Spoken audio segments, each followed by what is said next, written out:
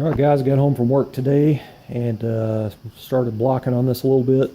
I wanted to 220 this, but I don't have any, and I thought I had some.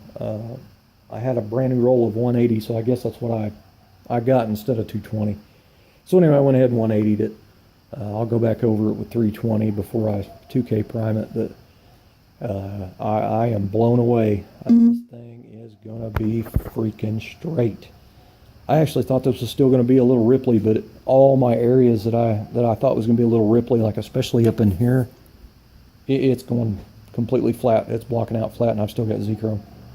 It is going to be phenomenal. I am so excited. That really makes me want to get out here and just get down on this thing and try to get it all painted and assembled. It is going to be a piece of art. But I'm kind of jumping around because I'm just so excited, just jumping around on it, doing little different areas. But like everywhere that I welded and molded everything in is just blocking out beautifully. I mean, it looks like it was cast, you know, and that was my goal to begin with. I'm really glad that I spent that little bit of time and split it down through there and lowered it and welded it all flush, because now it's just one unit, you know. It just looks awesome.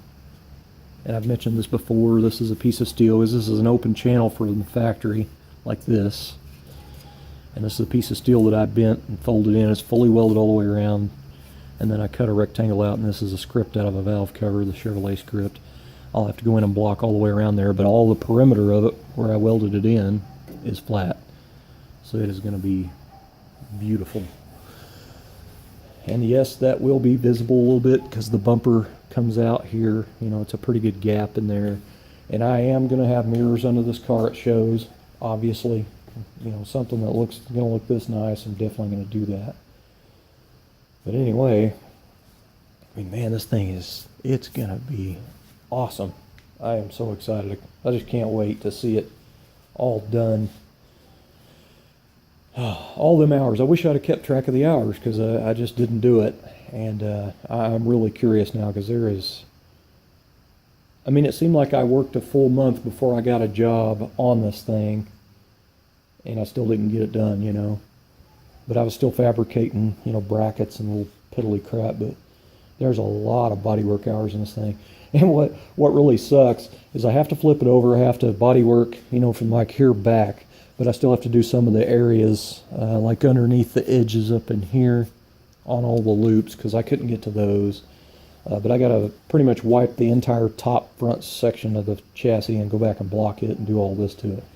But I got a 180 block this, then I got to go back with 320 and block it. Then I'm going to 2K prime it, and then I'll block it again for final color. So there is a lot of sanding coming my way. But when you get a preliminary, your first sand turns out this good, oh man, it's going to look awesome. And the coolest part about it is, you know, I knew I was going to be putting mirrors under the car when I did the body work on the car and the metal work, but the underneath of the rocker and that pinch weld is always very, very ripply. And I hammered and dollied that entire pinch weld till it was flat. And then I wiped that entire thing, the whole bottom of the rocker and the pinch weld, and went back and blocked it out flat. So even underneath, the rockers are as flat and straight as the quarters. So it is just going to be, I'm going to die if I run over something on the highway, you know. It's going to tear some shit up. But I'm happy, man. I'm very, very, very happy. This is going to be a beautiful piece of artwork. I just cannot wait. It just goes to show, you know, you put in the time, you put in the hours, and this is what you get rewarded with. But I mean, that thing is flat. I mean, it is going to be straight. Golly, I'm happy. I am very happy. I mean, there was a lot of ripply areas. You know, I'd hand bent these because I don't have a roller.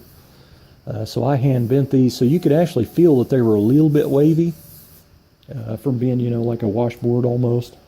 And I blocked them out, you know, crisscross blocked, and now they just feel perfect. Now, one little spot right there I'm probably going to have to putty. I don't know how I missed that, but it happens. Anyway, guys, that's pretty much it. I'm going to go in and eat dinner, but Man, oh man, I'm telling you, this is going to be a gorgeous piece of work. You know, in my opinion, I should say. But man, I'm happy that all them hours of filler work and metal work, filler work, and then doing all this blocking on the Z-chrome, man, that Z-chrome will make it look good every time. But I'm glad I took them casting lines out of that and did all that work, because it's just every little area, every piece I look at, even though it looks like nothing's been done, that's why it's going to look that good when it's painted. But anyway, guys, I'm going to go in there and eat. It's a little chilly out here too.